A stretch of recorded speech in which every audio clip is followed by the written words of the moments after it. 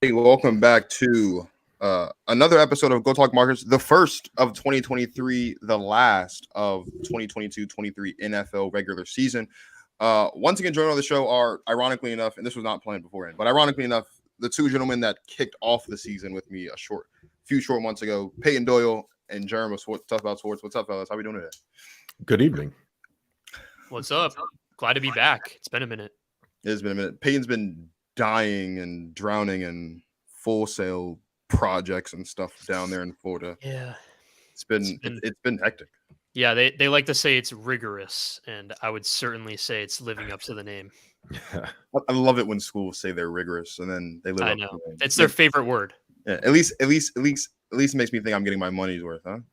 You definitely will. There's a lot to discuss. And originally there was going to be a structure for today, but then things happened and the NFL kind of took a big fat crap on the Cincinnati Bengals. So this show is not going to be as structured as I would have liked, but whatever. We're going to talk about all the things we need to talk about. So let's start off with, I think, the most cut and dry thing that we can talk about today. That is the AFC South. The Jacksonville Jaguars and the Tennessee Titans are playing tomorrow night in the second half of a Saturday night doubleheader. The winner of that game, at least for the Titans specifically, is locked into the playoffs. For the Jaguars, there's a large outside chance if they lose. But Tennessee or Jacksonville, Payton, we'll start with you. Who's winning the AFC South and getting that coveted fourth seed with the home game in 2 weeks? I would go with the Jaguars to win the game. Tennessee has looked awful, and the Jaguars have looked pretty good. And even though Trevor Lawrence struggled in the first half, and the only half I think that he played in against Houston, the Jaguars still really clobbered them and handled business like they were supposed to. And now I think Josh Dobbs is starting for Tennessee. I wouldn't have faith in him to come in and win and lead them to a division-winning game in a game that really, really matters. And Doug Peterson really has the Jaguars playing very, very well towards the second half of the season. So I would say this one's pretty easy. Jaguars. We know how you feel about the Jags, Jerm. Do you think the Jags are going to win? Yeah, I want the Jags to win because I want to end this Trevor Lawrence, Justin Herbert debate once and for all. This is technically, Trevor Lawrence's first real season now that he has a real NFL head coach coaching him up. The rumors of his demise be greatly exaggerated thanks to Urban Meyer, who can't keep his hands off of young blonde college students long enough to coach a team properly. It's quite amazing that the team is essentially the same that he had, and yet here we are, AFC South contention, playoff contention, right in their reach. So I like the Jags. The Titans have been free falling. Starting Josh Dobbs, it has to be like the kiss of death. Nothing against the kid. I just don't think he's an NFL quarterback. And I think the Jags have just been hot. They've been hot at the right time, and the Titans have not at the wrong time.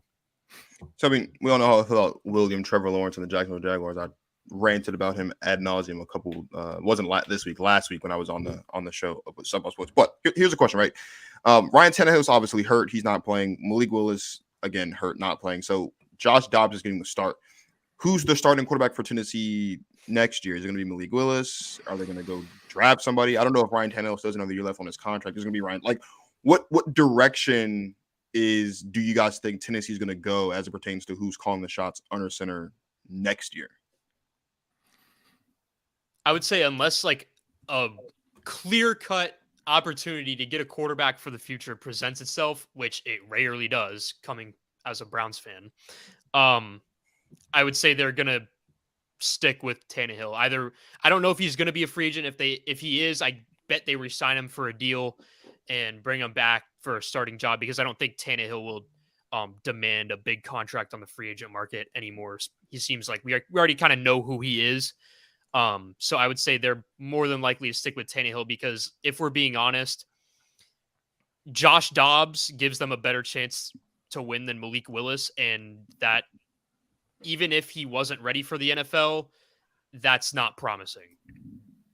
Sure. I mean, Malik's cool, but they got they have a lot of things to fix. A lot of things to fix outside of just who's going to be calling the shots under center. I mean, Jerm, this is, first of all, this job sucks. This starting job, whoever gets it, is not a coveted one. It's not going to be a good one. And if this upward trajectory of Trevor Lawrence and the Jaguars continue on Doug Peterson, like, you're just going to be competing for second place at this point with a team in the Colts who's also looking for a quarterback, most likely, and a team in the Texans who are the Texans and haven't been good, with an exception like 2 years when they had Deshaun Watson. Like, this is not 1 year when they had Deshaun Watson. This is not at all going to be fun for whoever the starting quarterback is come next season, whether it's Tannehill or Dobbs somehow, or Willis, or some quarterback if they decide to draft one in the draft. So Ryan Tannehill's contract is up when? I don't know. That's I can a check. question. I think he has a year or two left. I can check though. So I think I read somewhere he had a year or so left, but whatever. It doesn't matter. I think all of us can agree that the Titans roster itself, outside of probably a true number one wide receiver, is not ready to be blown up yet.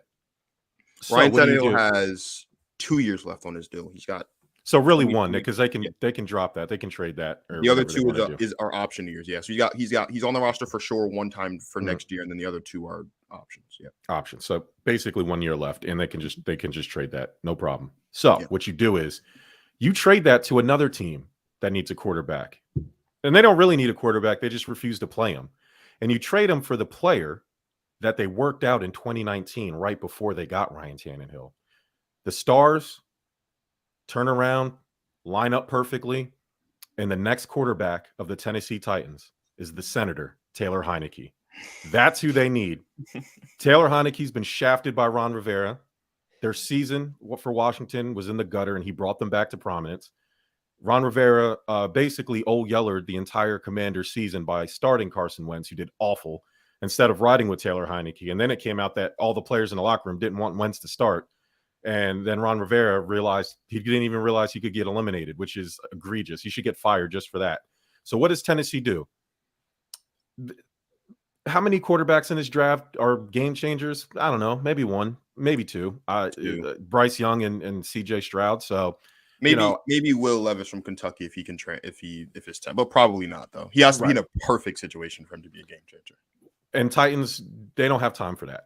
So what do? You get a bridge quarterback that is a proven gamer, proven winner, and that's Taylor Heinicke. He's not perfect. You have to tailor some things around him, but he can go out there and win you a game.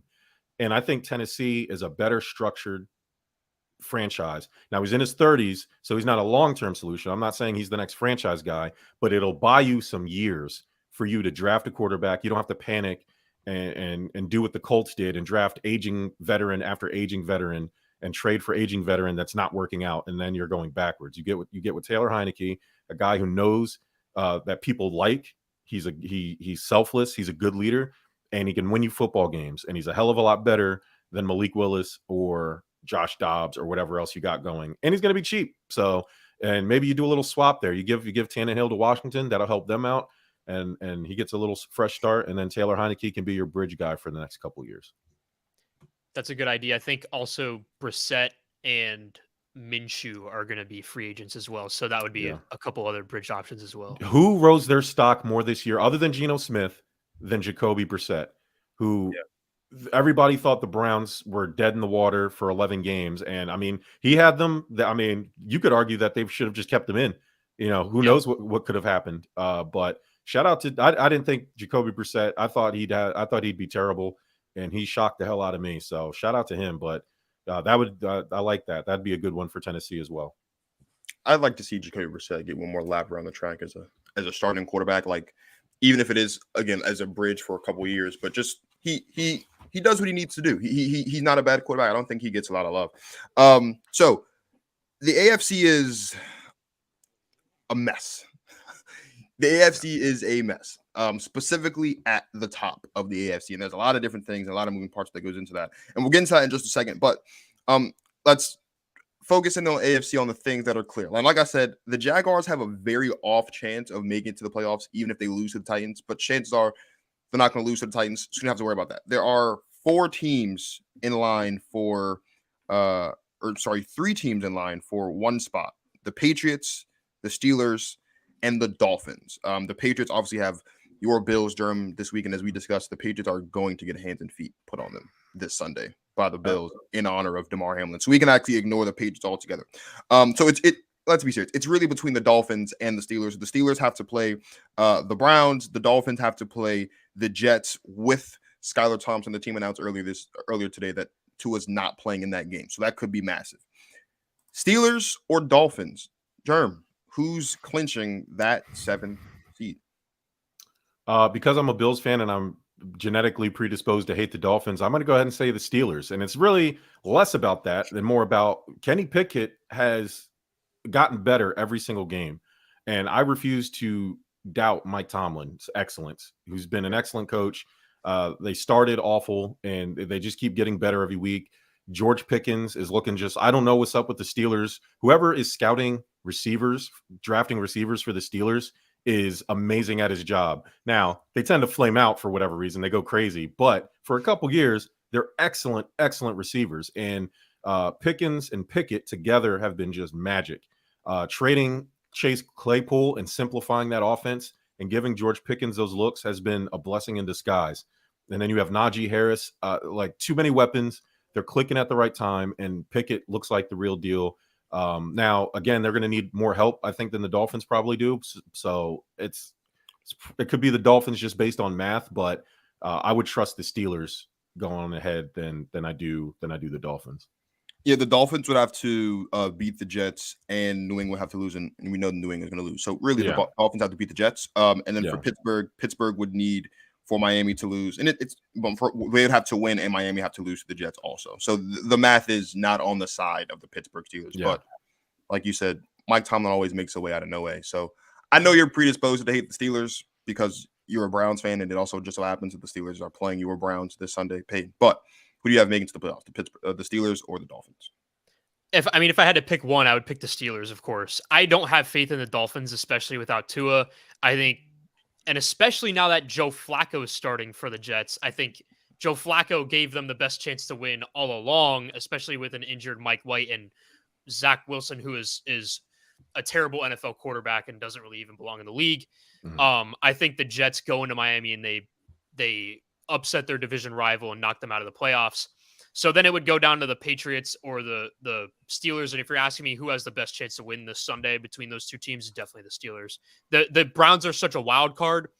We've seen one half of good football from Deshaun Watson since he's returned, and that was last week against Washington. Now, you could also say they saw Carson Wentz throw a gazillion interceptions to start the game and somehow let him get back into it almost. Mm-hmm. So the Browns are so up and down, and with a good coach on the other side, on the other team in Mike Tomlin, I can't imagine him losing to the Browns to get his first losing season ever. I can't imagine it happening. I can't either. I don't think Mike Tomlin's going to let it happen. I agree with all you guys. It's been pretty boring so far. We'll get into maybe some more dicey things later in the NFC. The AFC is so cut and dry, except for the top three. I agree. Here's what I will say though. And for those of you guys that follow the show and those guys that know me, you guys know I'm a big Mike Tomlin fan, and I don't say this for clicks. I don't say this for ratings. I say this because I mean it. I think Mike Tomlin needs a little bit more respect when we're discussing the greatest coach of all time, and I get it. Right, doesn't have as many championships as a guy like Bill Belichick does, who everyone just rants and raves is the greatest of all time. Right, but Mike Tomlin has done something that no one in the history of football has done. Like there are coaches that have won 15 straight seasons. Landry's on that list, Belichick is on that list, and there's two other guys on the list. But no one's never had a losing season, and no one's never started their coaching career with 15 straight non-losing seasons. Right now, because Mike Tomlin is an upstanding man, and I know he's a good man, and I know he has a lot of good karma in the universe.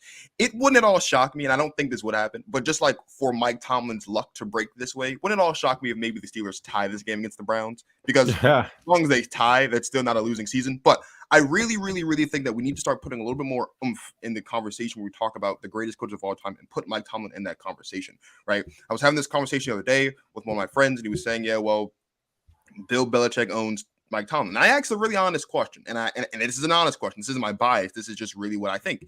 Is it that Bill Belichick was owning Mike Tomlin all those years, or was it that Tom Brady was owning Ben Roethlisberger?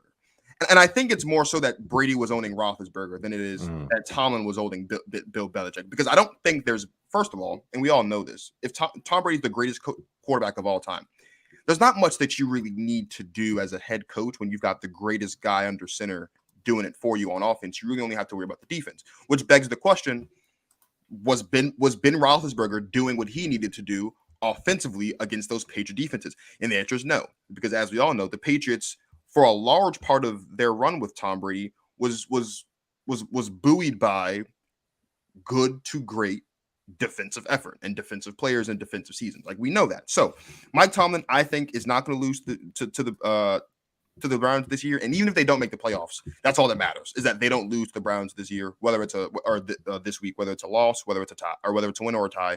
And I think Mike Tomlin needs just a little bit more respect when we start naming coaches that are the greatest of all time, or even the most influential of all time, or have the greatest impacts of all time. Because you want to get into an impact conversation.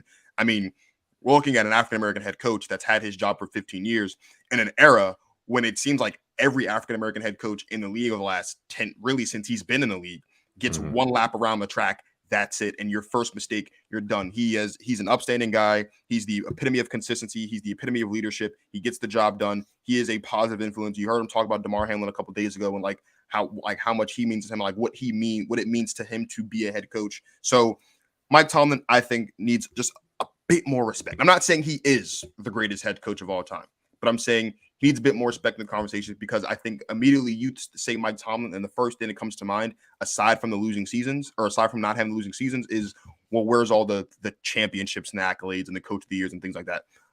Forget the accolades. Just from a strictly, what does it mean to be a head coach and get the job done on a week-to-week, month-to-month, season-to-season basis? Mike Tomlin's been doing that for almost a decade and a half at this point, and he deserves, I think, a lot more respect in that conversation than he gets. Right. So that's my spiel. I'm off my soapbox on Mike Tomlin. Anything to add? No, he's the GOAT. I mean, I love Mike. I love this generation. I mean, obviously Belichick, but I mean, Tomlin, obviously Belichick has the rings, but that's like a team thing, right? Like to coach not a losing, and that streak could continue, right? They just all beat the Browns, and they beat the Browns. It's 15, and then and they beat the Browns and have the offseason that we all think they're going to have, which is to improve the O-line and further develop Kenny Pickett. Next year, unlike this year and last year, where it's more of a conversation whether it's happening, I think next year it won't really be much of a conversation of will it happen if they improve the way they need to be. Because like you said, Kenny Pickett's been getting better slowly as the weeks have gone on. I think that the defense has gotten back to a little bit of what it was supposed to be last season. It's definitely been better than last season. They have things to work out, but this team next year is going to be better than this team this year or this team the year before. And these are the 2 years we were kind of like, is Mike Tomlin going to have that first losing season? I don't think we're having that conversation next year, because I think the Steelers are going to be in a position where they're going to be firmly in the mix of the playoffs, not on the outside trying to fight their way into the playoffs. So let's talk about it. We can't not talk about it. We're going to preview the last week of the season. We have to talk about the absolute dumpster fire that is the 1, 2, and 3 seeds that the NFL has created. That, let's just get this straight off the bat. This is not bias. This is facts. And we all know I love Joe Burrow and the Cincinnati Bengals. The Bengals got the short end of the stick here. There is really no conceivable way that the Bengals can host an AFC Championship game unless they play the Bills as the 2 seed, or unless they play one of these lower seeds. And let's be honest, chances are none of these lower seeds are going to beat the Bills or the Chiefs throughout the course of the playoffs to get to that point. So that's tough. There's a lot of different scenarios that go into play, but before we jump into that, Jerm, I'll start with you because you've been real adamant about this throughout the course of the day. What would have been, do you think, the most fair thing to do, aside from, of course, playing the game? Like, do you think there's a more fair way to have done this than the way that the NFL did it? No, you have to play the game because you have to have the same amount of games played for the percentages to work. So they have a COVID protocol that if a team, back when COVID was a thing and nobody was in the stands, if a team missed a game because everybody was sick, they would go by winning percentages. Fine. But when you're in a situation like this, where it drastically alters the top of the AFC seedings and wild cards and all these other things, the Chiefs are going to get rewarded for just basically sitting there, being a team as close to the Bills as they are, especially with the situation where the two teams that they're contending with already beat them this season and own tiebreakers, where now that doesn't mean anything. So the only fair thing you could have done is played the game. What they should have done is, they split the wild card. So it's like the first two on, the AFC and NFC. You do the Bills and Bengals, and then you do the NFC wild card one weekend, and then you shift over and then you do the AFC wild card once all the seating is good the very following weekend. You don't miss any time. You just switch the order of the games around. So nobody misses any time. Now, the only team that really shafts are the Bills and or Bengals if they have to play in the conference championship game, then into the Super Bowl. They don't get that extra week, but they essentially just had a bye. They played half a quarter of football. So they basically got a bye week. So we're only doing this for them anyway, so I'm not going to worry about how they feel on the back end. But the fairest thing to do because you can't take a game away from the Chiefs. You can't, you know what I mean? You can't do things like that. You have to play the same amount of games. So like you said, listen, somebody was going to get shafted once they cancel the game. I don't care that it's the Bengals because it wasn't the Bills. This actually helps the Bills, but the fact that they're going to do this neutral game site thing is, it's just wild because now you're punishing Kansas City fans and you're punishing Buffalo fans from robbing them from an AFC title game. This isn't a wild card game we're talking about. This isn't some regular season game. And so, yeah, I don't want to sound insensitive when I say the show must go on, but too much is at stake. The Bills are going to get robbed of home field, which they could have earned. And if the Bills and Bengals played and the Bengals won, and the Bills end up the third seed or the second seed, then so be it. At least that's fair. Sure. But because now you're worried about math and even though the teams own the tiebreakers because they played one extra game, the percentages just work out in the Chiefs' favor. To me, that's the most unfair. And now the Chiefs are the one seed. And again, unless somehow the Raiders with Jarrett Stidham magically beat them, then everything's all screwed up. So yeah, I'll be rooting for the Raiders. Hopefully, the AFC title game not being with the AFC winner is weird, and I think they should have just played the game and shift. You don't have to push anything back. You just kind of shift the order of the games played, and I think that would have been the most fair.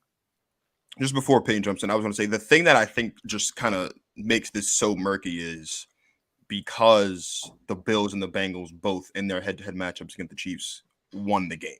Like they won their games. And like you said, the Chiefs are getting the one seed when, if the math works out, like we're literally, no matter how that game shakes out on Monday, whether the Bengals win or the Bills win, in order for the Chiefs to have gotten the one seed this week, they would have had to win, right? Because if they lose, they couldn't be the one seed. They could be the 2 seed or the 3 seed. Like that's massive. They get that one game and then they're going to Cincinnati or they're going to Buffalo, or because these are both two good football teams, they're going to Cincinnati one weekend and then to Buffalo the next weekend, depending on, whoever had the 1 seed, whoever had the 2 seed. Like that's massive. That's huge. I think the other thing too that makes this tough is, because we kind of talked about this before the show, is because the Bills and the Bengals had already clinched their playoff spots. I think that's the other reason why maybe the NFL didn't really consider playing the game again.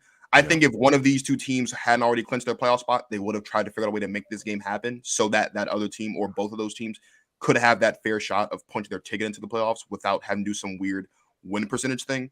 That's really it. We'll talk about neutral sites and all other stuff in a second. But Payton, what was your reaction to this whole resolution the NFL came up with? I mean, honestly, like it was clear from throughout the entire week, it was clear that they could not play this game. Like it was not going to be played. There was never a chance that the NFL, from a PR standpoint, was going to be able to play this game.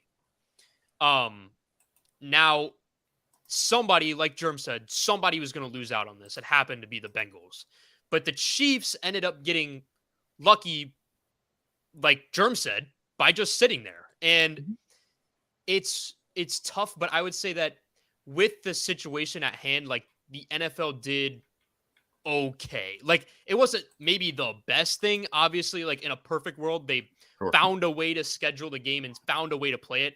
I think they should have just, after we had gotten news that Damar Hamlin was recovering and he has spoken to his teammates and stuff like that, I think that there should have been, I think it wouldn't have been a bad idea to have a week 19 and just play that game in week 19 and then go into the playoffs. True. Especially when you consider the NFL, and Adam Schefter said this on First Take yesterday. The NFL was kind of slow walking the decision of what to do until they figured out what was going to happen with Damar Hamlin and how he was improving, and the way that he's improved from Monday to now, 4 days later on Friday, has been incredible. Just being neurological and all those things. But that is the other thing though, because and you're right, and God forbid this kid actually died. Yeah. If the Bills wouldn't be able to play at all, like how do you play the rest of the season? It's you couldn't ask them. I get a week to come back. Hey, you got the Patriots on Sunday. You know what I mean? Like so we're very fortunate that it didn't get worse, even though, technically he did die on the field. They had to resuscitate him. But imagine if he didn't make it. The mental toll it was already taking on the team. Just waiting to see if he would wake up was already stressful enough for a lot of the players. Thank God that he woke up and everything is fine and everybody's back and happy. But there was a lot of things to consider. In the NFL, for as many missteps as they've taken in the past with some serious topics, they played this one right, the best they could in the circumstance. Don't call the game, don't cancel the game until the ambulance is out of there, because then if a bunch of people are trying to leave and the ambulance, there was a lot of criticism of that. And as a first responder, I said, no, that was the right thing to do. Keep them people in the stands. Hey, tell them to warm up on the side. Give them hope that the game's going to be played, because we need to get this ambulance out in the streets before everybody, crowds the surrounding areas and delays, taking this kid to the hospital. So NFL did everything right. Like you said, handling this game logistically, I think if they really wanted to play it, they could get it played. But again, there's the mental aspect, right? They're trying to take care of these players' mentals, having them play each other again. And if it happens in the AFC title game or in the playoffs, then so be it. But for a regular season game, I think the mental toll on the players would have probably been too much. So I do understand why they didn't. I'm just trying to be logical and fair, that it should have been played if you wanted it to be the fairest thing possible. So here's the thing as we talk about the AFC Championship game. So there are three different things that can happen. If Kansas City is playing in the AFC Championship game, it's going to be a neutral site game. There is unless, because Kansas City can't be anything other than the 2 seed, I don't think, or the 1 seed, I don't think, unless like they lose to Las Vegas. And even if they lose to Las Vegas, Buffalo and or Cincy would have to lose their game this week too for them to not be the 1 seed. So chances are Kansas City is going to be the 1 seed. So if Kansas City's playing in the AFC Championship game, it's going to be a neutral site game if they're playing Buffalo or if they're playing Cincinnati. There's 2 instances where it's not going to be a neutral site. If Buffalo is playing Cincinnati, then whoever has the higher seed at the end of this week is going to host the AFC Championship game. And of course, if Kansas City, Buffalo, or Cincinnati is playing one of the wildcard teams, one of the other teams, which probably won't happen, then whoever is the higher seed in that instance will also host the AFC Championship game. So here's my question, right? And I think this is kind of interesting because, Jerm, again, you were talking about before the show how teams, by and large, for the most part, the home field advantage thing isn't really for the teams. Home field advantage is for the fans. So the fans can show up to watch their home team play in an important playoff game, whether it's wild card, division game, or, of course, championship Sunday. We saw the Bills go into Kansas City this season and get the win. We saw the Bengals go into Kansas City twice and get a win. And then, of course, they hosted Kansas City this year and get the win. If indeed this neutral site game happens and it's Kansas City versus Buffalo or Kansas City versus Cincinnati, should Kansas City be the underdog since they've never played a game outside of Kansas City, 1? And 2, the 2 teams that they could play have both gone into Kansas City and beaten them. Like, can Kansas City still be looked at as a favorite in that scenario on just a cut and dry thing if it's a neutral site? Or do you think the 2 teams that's beaten them should still be favored even if it's not a home game? No, because the 2 teams that beat them already were already favored in the games that they already played, even with Kansas City being at home. So no, the Kansas City shouldn't be favored. They're not a better team than Bills or Bengals are.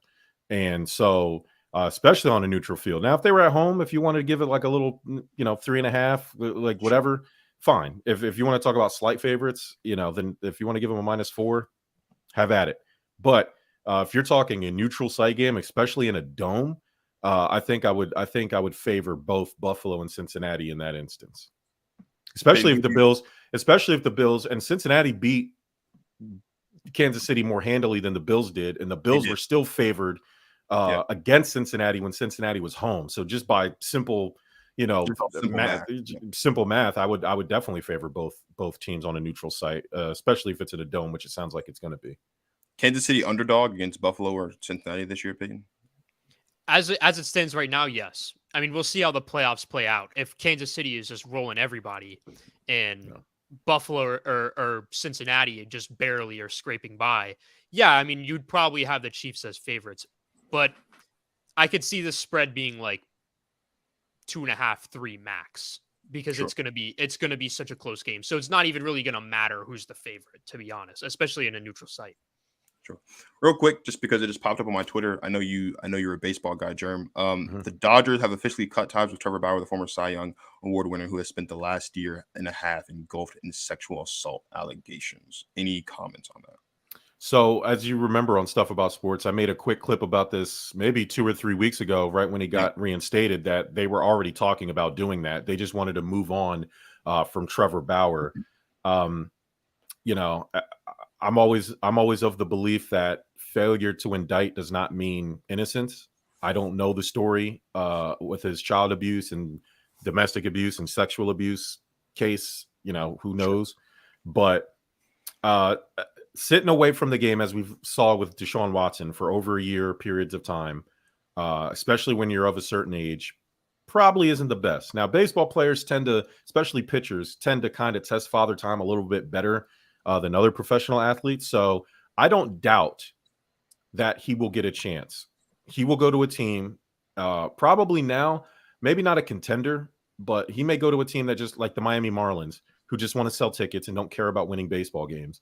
I can see a team like that, or someone who has money, giving him a chance, especially if he can play, because apparently, legally, he's done nothing wrong. That's why his 324 game suspension was knocked down to 194 games, time served.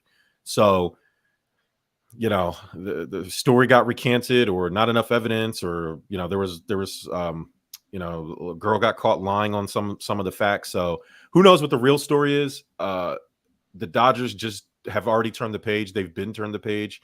I don't know if he'll play this season, but I do think he will get another shot to pitch in Major League Baseball. I do. I just kind of want to throw that out there because I saw it on Twitter. So let's move on to the NFC. The NFC, thankfully, for me as a fan of a team in the NFC, is much more cut and dry.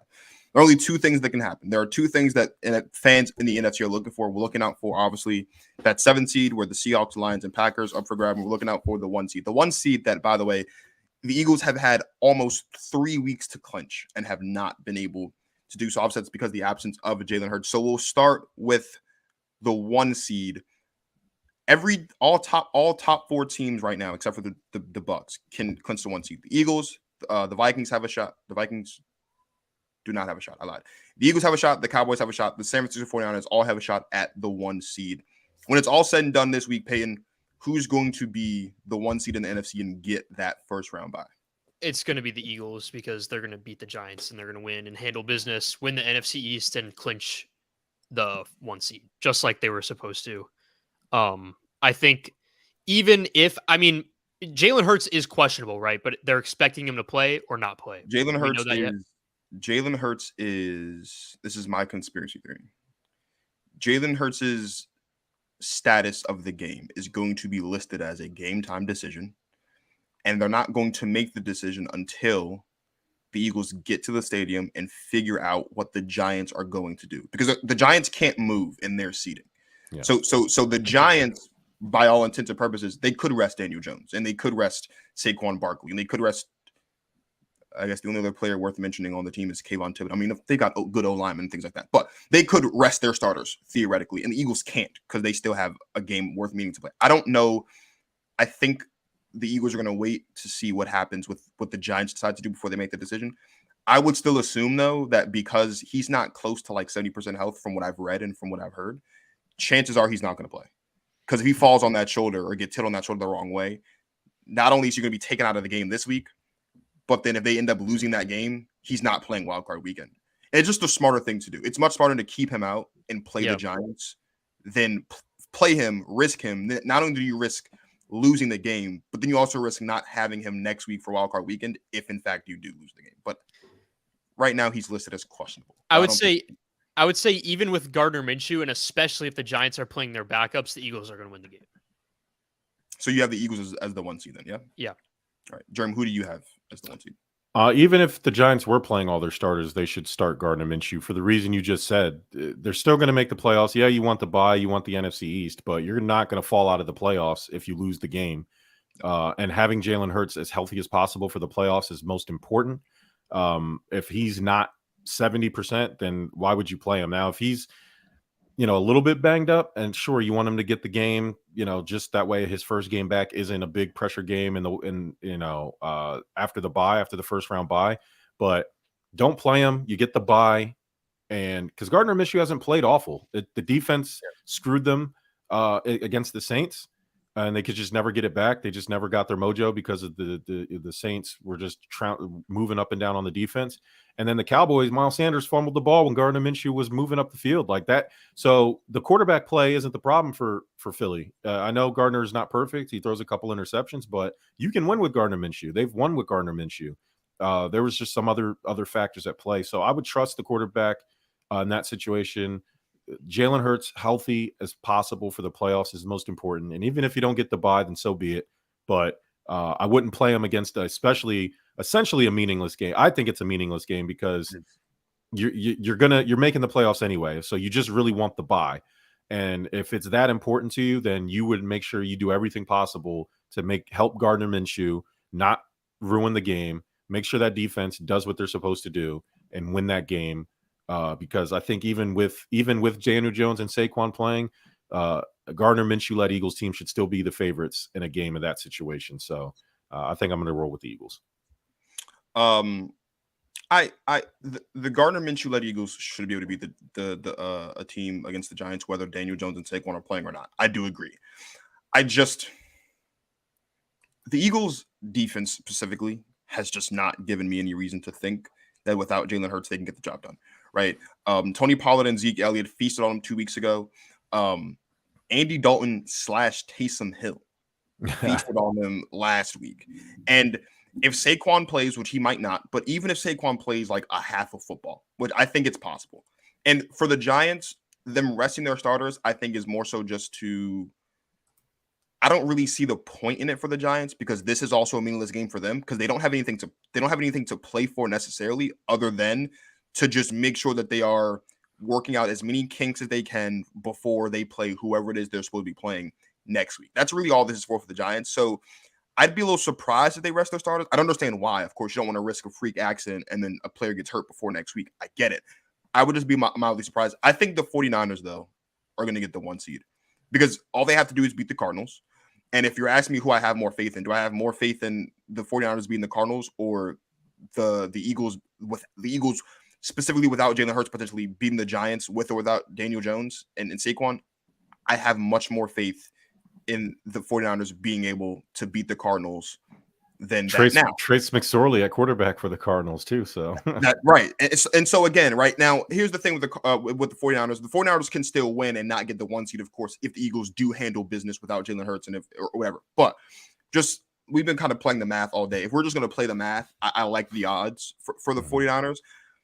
Heading into this week specifically, I was more so focused on the division, right, between the Cowboys and the Eagles, because the Cowboys winning the 1 seed would mean the Eagles have to lose and the 49ers have to lose. I just don't see Trace McSorley-led Cardinals team beating the 49ers. Whether they play their first strings, their second strings, their third strings, or they play the practice squad. I just don't see the Cardinals beating the 49ers in any scenario. So I think the Cowboys, that's far stretched. What I will say, though, is I do think the Cowboys can win the division. And I do think the Cowboys can get themselves a home playoff game. So here becomes the question, right? Because now there's 4 teams. You got the Eagles, you have the Cardinals, or you'd have the Eagles / Cowboys, the Vikings, the 49ers, and the Bucks. Of the 4 division winners, and we'll include the Eagles and the Cowboys because we don't know who wins the division yet. Of those 4 division winners, who do you think is most likely to get bounced out of the playoffs next week? Out of who? Who would you say? The division winners. So the Vikings, the Bucks, the 49ers, and then the Eagles / Cowboys, depending on who wins the division. Who's most likely to lose next week at home? Oh, the Bucks, 100%. 100% the Bucks. They haven't looked impressive. They've probably, between all 17 games, they'd probably have one game collectively worth of impressive football. And it's all in the fourth quarter in like the last 4 minutes of pretty much every game they've won is the only time they've looked impressive. For 80% of their games, even the ones they won, they've only looked good in the final 2-minute drives. So the Bucks, I have not been impressed by the Bucks at all. I don't think it's a Tom Brady problem. I think it's a Todd Bowles coaching problem. I think it's just receivers hitting the wall problem. I couldn't pinpoint exactly one thing. If you look at Tom Brady's numbers, I'm looking at them here. They're not bad. They're not awful. Maybe some of the throws are a little flatter than they used to be, but he's, by all accounts, he's still playing good. So I'm not going to blame Tom Brady. It's just the team is just, they're just not inspired. They're not playing with that same fire they had when he first got there. And it's from the top to the bottom. Like linemen aren't blocking correctly. Receivers aren't running routes properly.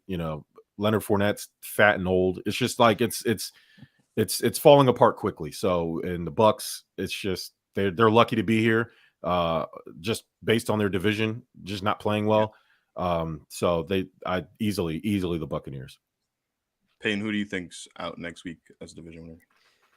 I would say the Buccaneers, mainly because they have taken such a step back in terms of their run game, and we've seen Tom Brady, when he won the Super Bowl, Leonard Fournette really turned it on in the playoffs. Leonard Fournette does not have that in him anymore, and I don't have trust in the rookie they have. What's his name? Rashid White, I think. Yeah. I don't have faith in him to come and step up. So I would say, and even the games that they played good in, like Tom Brady threw for 450 yards last week, and they still almost let Sam Darnold come and win the division. So it is, you can't do that. You need to be able to close out the Panthers much easier than you did. And they kind of just stumbled in the playoffs because their division was bad.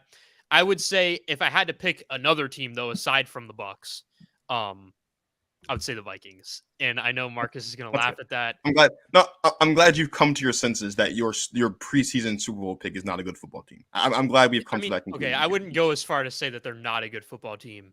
How many good football teams has the Vikings beaten this year?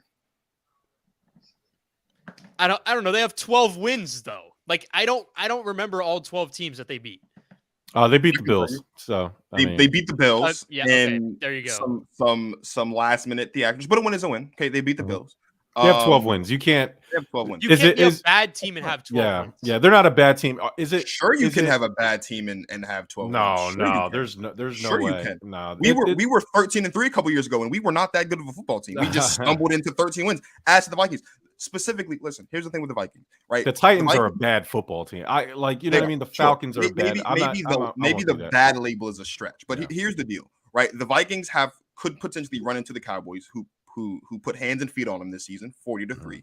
They could run into us. We just put hands and feet on them last week, 41-17. They could run into the Eagles, who put hands and feet on them at the beginning of the season. They're not going to beat that. They wouldn't beat the 49ers. Like the only team, and the Lions, if the Seahawks lose, and we'll get into that in a second, the Seahawks lose and they beat us on Sunday, they can run to Lions, and the Lions beat them quite handily. The score was a lot closer than I think the game was in week 14 a couple weeks ago. So the Vikings are in a bad spot, and no one's scared of the Minnesota Vikings. No one's scared of Kirk Cousins. And it's not that Kirk Cousins is bad. I know I have to mince my words with Kirk Cousins because Jerm here and he loves Kirk. Don't disrespect. It's not that Kirk is bad, but Kirk doesn't strike fear in the hearts of any defenses in the NFC playoffs. That's all. Sure. I think the Vikings are going home. I don't think there is a matchup that the Vikings can draw where you look at and you can be comfortable saying the Vikings are going to win that game. I just don't. I really don't. I have a hard time. I think the only team that I would be comfortable saying the Vikings can beat is the Giants. But if Saquon has a day, the Vikings struggle against the run, that could be a problem. And then it just comes down to Kirk or Daniel Jones. And I would take Kirk over Daniel Jones, of course. But that's really the only wild card matchup I would give the Vikings the edge over in that. Well, that's the current wild card matchup. They would play the Giants. So other than Tampa, and I think Tampa Bay more so because they're playing Dallas. But another one is the winner of this Sunday's game with Tennessee and Jacksonville. Whoever plays them is going to play the Chargers. So, I wouldn't be comfortable betting Jacksonville or Tennessee over the Los Angeles Chargers either. But I think it's more likely that the Bucks would lose to a Dallas team rather than, the Jags losing to Chargers or Minnesota losing to New York. I'm glad you brought up the Chargers. I wanted to ask actually. So Sean Payton rumblings, he's going to come back. I know you kind of said before that Sean Payton's going to take his talents to South Beach and bring Brady with him. But do you think it's at all possible that the Chargers can make the playoffs as they've done, potentially win their first round game against the Jags or the Titans, which they likely will, and go maybe lose in the division round and Brandon Staley still get fired? Do you think Sean Payton's looking there, or do you think Sean Payton's going straight to Dolphins? Like, is that where you're locked in on, Sean Payton going to the Dolphins? I'm locked in on Sean Payton going to the Dolphins, just as much as I'm locked into Jim Harbaugh going to Carolina. There's the Chargers. If they miss the playoffs, then maybe we're talking different. But you're not going to fire the coach who brought you to the playoffs for Sean Payton, and nothing else. Because Sean Payton's not, because you're not just firing the coach. You have to look at the entire. You're going to fire the entire coaching staff because Sean Payton's going to want his own guys, right? Yeah. He's just going to want his own show there. He wants to run everything. The GM's not going to let it happen. Sean Payton will go to Miami. He'll be the GM. He'll be the coach. He's going to buy the groceries and cook the dinner. And that's not going to happen with the Chargers. So I find it hard to believe that you're going to fire Staley for Sean Payton. It could happen. It's the NFL.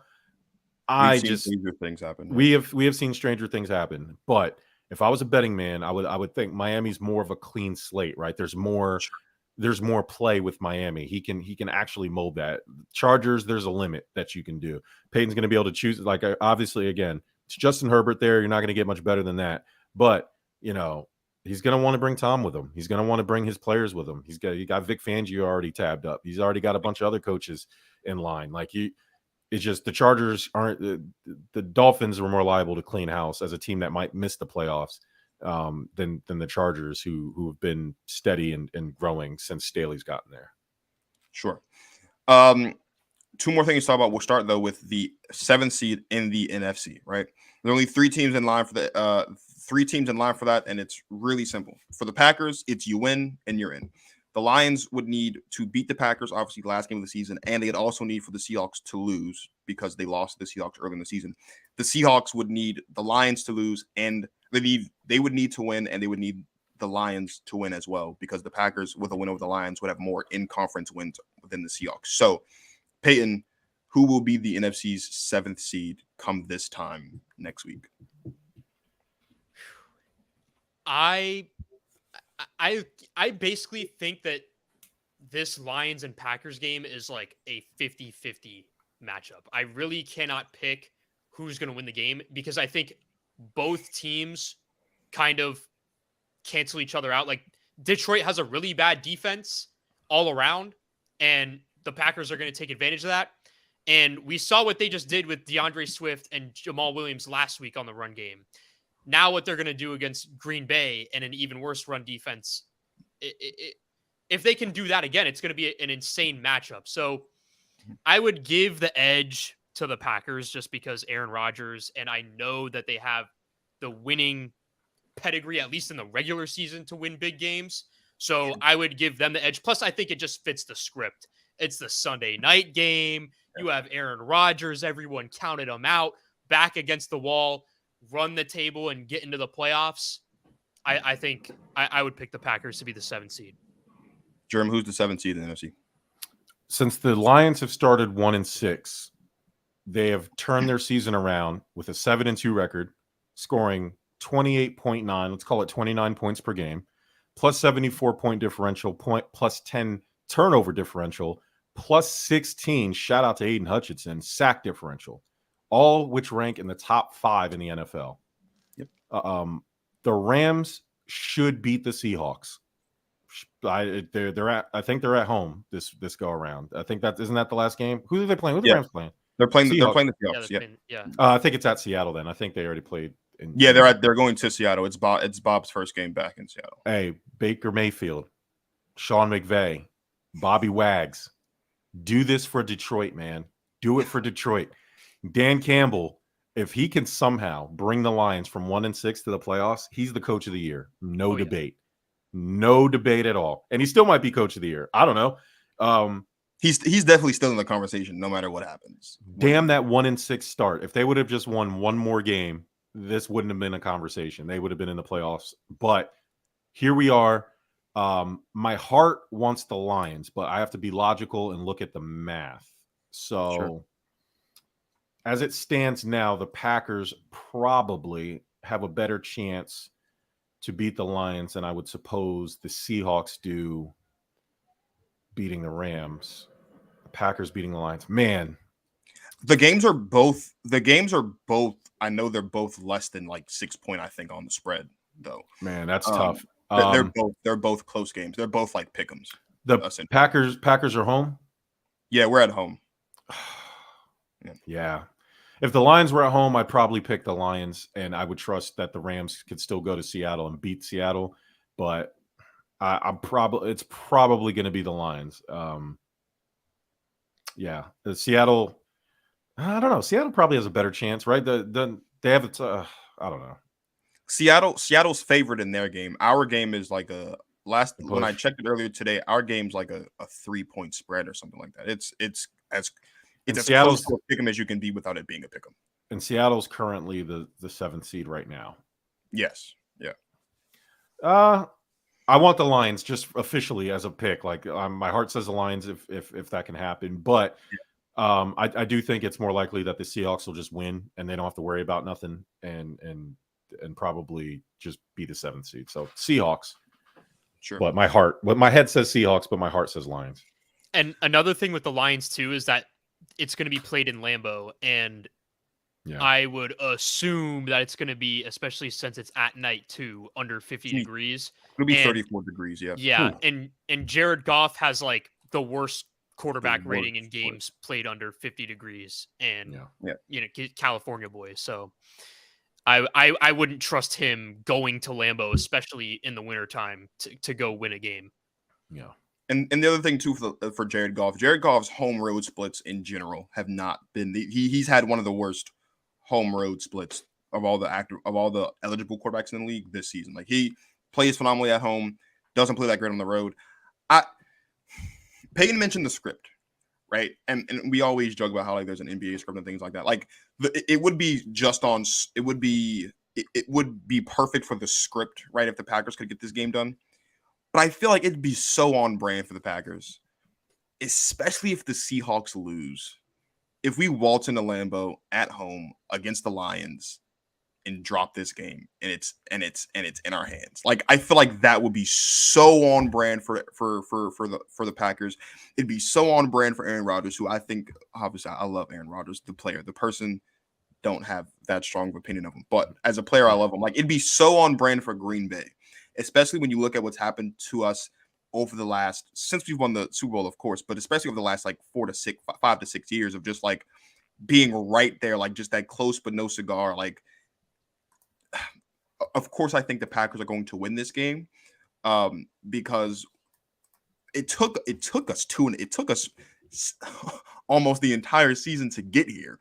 But I'm glad that Matt LaFleur and the coaching staff has finally realized that this needed to be a 55-45 run first, pass second offense and not a pass first, run first offense. It just wasn't going to work, right? Especially when you consider that Romeo Doubs missed time in the beginning of the season, Alan Lazard missed time in the beginning of the season, as did Christian Watson. Who are you going to throw the ball to? You can't be pass first when your guys aren't available. So there's that component of it. The other thing, too, that I think is important to note is this defense is finally being the defense that was supposed to be at the beginning of the season, which is a top 5 defense. Over the last 4 weeks of our win stretch, over this last month of football, we've had one of the better defenses in football. We've had one of the higher turnover differentials. Aaron Rodgers has only thrown for 4 touchdowns and 2 picks. He hasn't thrown for over 200 yards in any of the games. But, like, that's okay because that's what it was supposed to be. This was not supposed to be some season where Aaron Rodgers is throwing 250s and 300s and multiple touchdown games over the course of the season. That's never what this was supposed to be. So I look at this game, and while, of course, I'm picking the Packers, not just because I'm a Packers fan, because I think they're the better team, it's also a thing of, like, it would be so on brand for the Green Bay Packers when everyone else is at home, or in the case of the late windows, on their way home from their games. And all eyes are on the Green Bay Packers in Lambeau in what is essentially a playoff game because you win and you're in, and the Packers just find a way to lose this game. I do think the Packers are going to win, but as I've said more times than I like to admit throughout the course of this season and also throughout the course of the last 3 or 4 years, I would not be surprised if the Packers find a way to lose this game. I just wouldn't be surprised. It would just be it'd be Packer football at its finest if the Packers found a way to lose this game. But I do have my Packers winning this game against the Lions. A Lions team that I will admit is going to be a formidable opponent for sure. Yeah. This is not going to be a Lions team that's going to go down quietly. We might need one of those vintage 300-yard, 3-touchdown games from Aaron Rodgers. Are we going to get it? Probably not. Which is why I'd say again, I wouldn't be surprised if we lose. The last thing I want to talk about is playoff stuff. There were a lot of things that were kind of tossed around as far as what could happen with the resolution post the Bills-Bengals game. There were talks of having the 1 seed pick the option of either taking the bye or the home field advantage, with the second team taking whatever wasn't picked. There was, I think, as recently as late last night, there was thinkings of maybe expanding the playoffs for both conferences to 8-8. There's a lot of different things that could happen.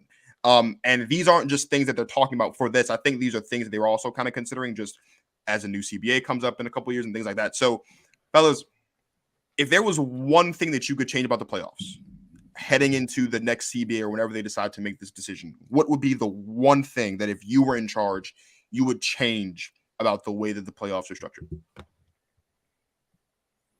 I would get rid of division winners.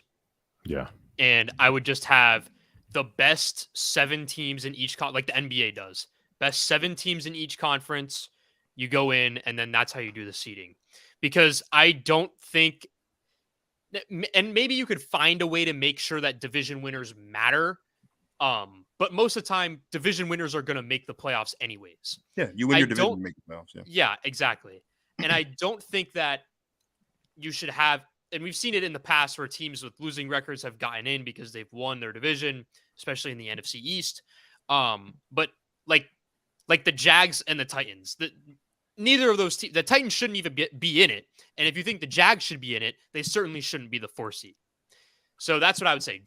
Get rid of the division winners and just do top teams in each conference 1 to 7. Jerm. Yeah, I would do that, but I would add an 8th playoff team and eliminate buys and just reseed and go from there. And that way we don't have this mess where if a game does get canceled and a team plays less games and then we're relying on math and unfairness, you add the 8th playoff team, division winners get the home game, and you go from there. Maybe you add an extra week break in between the last week of week 18 and the start of the I guess it wouldn't be wild card, so it'd be straight playoffs. Maybe there's a 2-week break in there, and you go from there. And then just jump straight into it. And that's how I would do it. I was really excited when they talked about adding the 8th playoff team, because then that helps my adopted Detroit Lions. But I'm with Payton, man. Just reseed the playoffs. This again, it would have been really unfair for the team like the Bucks to play a team. It's really unfair that the Bucks get to host a playoff game in Dallas, just because they weren't as good as Philly, but still has 12 wins, possibly 13 wins. Has to travel to Tampa Bay and play a wild card game is ridiculous. So either keep it like it is and the number 1 seed gets the bye, but reseed for sure by record after that, and then or add the 8th playoff team, reseed, no wild card games, no bye weeks for the number 1 seed, just straight up. Each division winner gets that home game. That's your reward. You get to host a playoff game. And then you go from there. And if you're a division winner that keeps advancing, you keep hosting that playoff game, and then just the higher seed gets the home game, and that's how it goes. I think I agree. I mean, we've been saying for a long time now that the division winners should not be, because you look at situations where you've got a team like you said, like a Tampa Bay team who can have what do they have, 8 wins right now, could maybe go up to 9. But like even if they lose this week to the who are they playing this week? I think they're playing the Falcons this week, which they probably won't lose to the Falcons. But like, even in the off chance they lose, a 12 or 13 win Dallas Cowboys team after their game this week is going to get on a flight to go to Tampa Bay to play an 8 or 9 win football team next week. That's just not.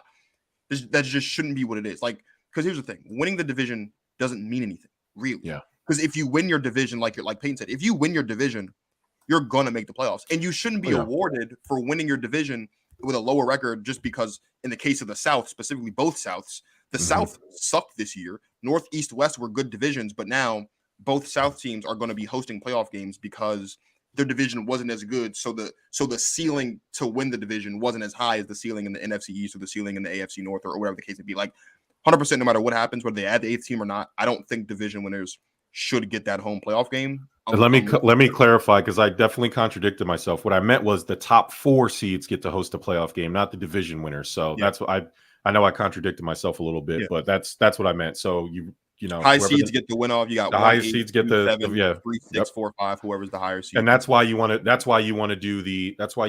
8 playoff teams instead of 7. Mm-hmm. That way you have 4 division winners, but they represent all 4 divisions regardless, you know. So if Dallas and Philly end up being 1 and 2, you know, they both get to host a playoff game against lower seeds. As it should be, because they would have earned it. You're not going to tell me you're going to win, because it's like a couple years ago when Kansas City and in Los Angeles, they both tied. They both had 12 wins, and in Los Angeles had more wins than I think the Patriots or something like that, and they had to go from hosting a playoff because Kansas City had to bye. They were the 1 seed. So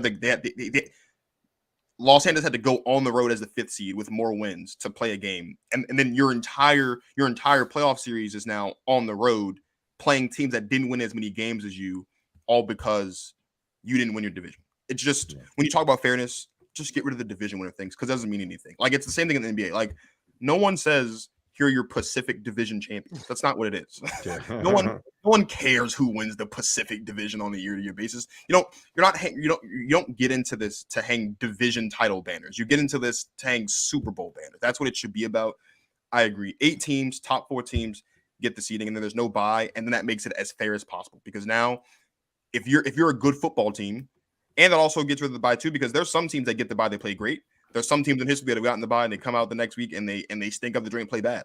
There's no reason for you to have a bye. You want to bye, rest your starters week 18 if you want to have a bye against the playoffs. That I think is as fair as possible. Well, it's always a pleasure to have Jerm and Payton on the show. Of course, unironically, it wasn't planned, but ironically, these are the 2 guys that we started the season off with, and these are the 2 guys that we get to finish the season off with, kicking off the new year with Payton, Doyle, and Jerm. Jerm, let everybody know where they can find you and stuff about sports. Hey, man, you can check us out, www.giveusashot.network, on YouTube at Give Us a Shot Network, on Instagram at Stuff About Sports, or just hashtag Stuff About Sports in your Googles. And then if you can't find us after that, then you're not looking hard enough. This is true, because they're everywhere. And I would know, because I'm everywhere with them, because I'm on the show. Hell yeah, buddy. Hell yeah. I'm on the show at least twice a month. Hell yeah. Payton, I don't know if you – well, I know we have the rundown. We haven't done the rundown in about 2.5 months because you have a busy schedule, but – I would say just be ready for the rundown for when that's ready to come back. Whenever it comes back. Yeah. Payton's been down there. He texts me, he's like, dude, I've got all these projects and I got to do a whole board thing. Like, yeah. That makes me glad I'm not in school, because I don't want to be up in the middle of the night doing projects. But it's fun, though. I'm sure it's fun. It's part of life, man. You gotta work in order to succeed sometimes. So this is true. Unfortunately. Unfortunately. Again, it's always a pleasure. Also, my official thank you guys for getting us to 150. We hit our goal of 150 subscribers for last year. The goal this year is to add 50 more, so hopefully we can get to 200 by the end of the calendar year.